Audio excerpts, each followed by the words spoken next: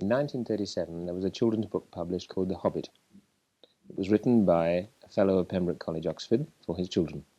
It was about Bilbo Baggins, a hobbit of Hobbiton in the Shire, about his quest against a dragon, his search for a ring. And then out of that children's story, a whole invented world grew, a world of hobbits who are between 2 and 4 feet high and have hair on their feet, dwarves, elves, wizards, trolls and nasty orcs, men who lived much longer than we do, and who acted much more heroically even when they were being wicked. In fact, the men of today are probably more like hobbits. And this search for a magic ring became a whole 3-volume novel. A novel not written for children, though children, if they have the wit and strength, may get what they can from it. A novel written as a history, with 100 pages of appendices, a whole scholarly apparatus behind it. A novel that took 14 years to write and 3 to revise. Well, I myself think that a work of imagination of this order must reflect the fears, the desires, the moral ideas of the man who created it. Professor Tolkien did create it. And do you agree? Yes and no. They must arise, but there is a vital distinction, I think, between what one is primarily trying to do and what eventually happens. Make it. You say there's a vital distinction. Yes, well, you're obliged, any author I imagine is obliged to call on his stock, private stock. Is this another word for what Freud would call the unconscious? No. No, I didn't think it was. No, both. What is himself, both, no doubt, what he inherits in his unconscious, and what he has as part of his mental makeup and reading, his memory. But he may not have the object of revealing that, or lecturing to anybody, or even trying to put forward his view as a total one or a good one. Let's avoid the word lecture for a moment, because it suggests a propagandist work, and I don't think anybody is really talking about that. Well, they have been, so perhaps... well, I'm not, and you're not, so let's not. No, good.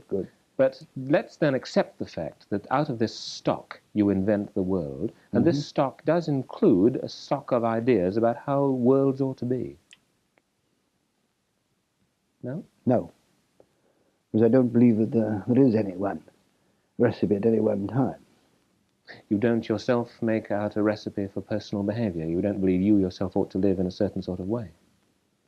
Ah, well, but I thought you were talking about worlds, when I thought you were thought to the fact, for instance, that a lot of kings and obviously the hereditary principle is a strong thing.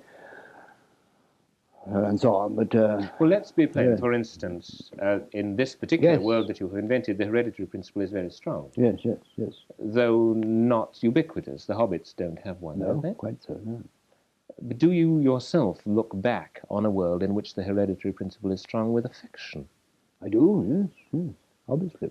But Shawshank is also very much easier, and very much, well, I find it very much easier to one in which, out of which to make a story. And you're only concerned with making a story? It was my primary concern, which I started out with. And you took 14 years to make this story? Quite so, yes. And this was a story in... But that is partly out of the fact that I'm a meticulous sort of bloke. And I took 14 years, not for the general things it is now, but refining time schemes and getting everything right and so on. Well, for instance, this whole matter of the appendices, 100 pages, language, social customs, history. Normally, if you had been writing a history as a historian, all these would have existed on a card index before you ever began to write. Yeah. Is this true for the Very Lord much of the Rings? so, yes. One thing that, for instance, in the remarks you made at the beginning was the fact that time passed and the hobbits grew into this world. Yes. In fact, what really happened was that because having already constructed the world, they became drawn into it. The world was constructed like a model aeroplane. No, but it existed in posse and in a large scale plan before The Hobbit was written. The Hobbit was in fact originally an attempt to write something outside it and grew into it. So that you had literally invented the world before you even wrote The Hobbit? Oh, yes, indeed. Why? Why, I don't think it's... I could not really say why one wishes to create a thing like that. Well, then, all right, how? What started it? There must have been a point at which quite suddenly like God, you chose to make the world like that. I was going to use that illustration. I thought I did that. Because, as I've said elsewhere, I think that if you wish to push me back into what semi-theological or philosophical, I think because being made by a creator, one of our natural factors is wishing to create. But since we aren't creators, we have to sub-create. Let's say we have to rearrange the primary material in some particular form, which pleases us, which it isn't necessarily a moral pleasing, it's partly an aesthetic pleasing. Then you make this distinction between what pleases aesthetically because it's balanced and what pleases morally. God, we may assume, made a moral rather than an aesthetic choice.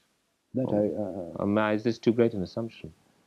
It's one that required a very long time to debate, but I should have thought that we are dealing with something which we're only looking at facets of one whole, but certainly an aesthetic whole is surely, an aesthetic facet is as strongly to be predicated as a moral one. In this world that you yourself have made, the complexities that exist mostly, it seems to me, outside the creatures of the world. There is an absolute evil and there is an idea of absolute good. Would you agree?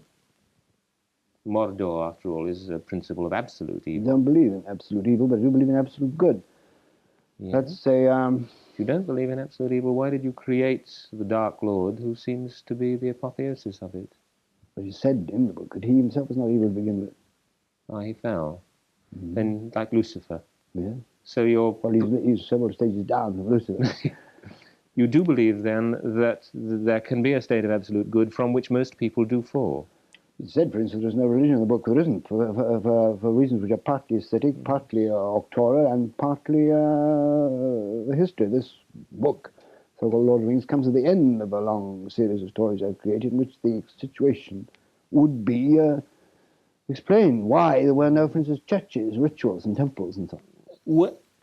If you were to be remembered as the man who has made the Lord of the Rings, would you rather be remembered as a man who has said something or as a man who has made something? I don't think you can distinguish. The made thing, unless it says something, won't be remembered. Thank you.